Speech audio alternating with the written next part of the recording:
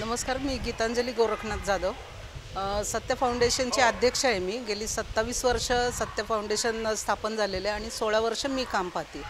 आमचा जो उपक्रम आहे की जे चांगले कपडे असतात ते गरजू लोकांना पोचवण्याचं काम आम्ही करतो आणि गेली 7 ते 8 वर्ष हे काम आमचं सलग चालू आहे. पण पहिल्यांदाच आमचं जाधवर कॉलेजसोबत आत्ता पहिल्यांदा आमचं या उपक्रमामध्ये सहभाग आहे आणि हे काम त्यांच्या मदतीने खूप मोठ्या प्रमाणात आता वाढवण्याचं आमचं हे जे कपडे 10,000 कपडे आम्हाला मिळालेत सरांकडून, म्हणजे त्यांच्या संस्थेकडून.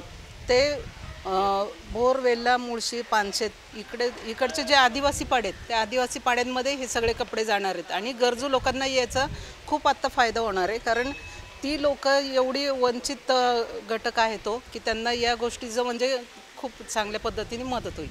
आणि अशाच प्रकारचे विविध कार्यक्रम आपल्या जाधवर कॉलेजसोबत आपले कायम असतील.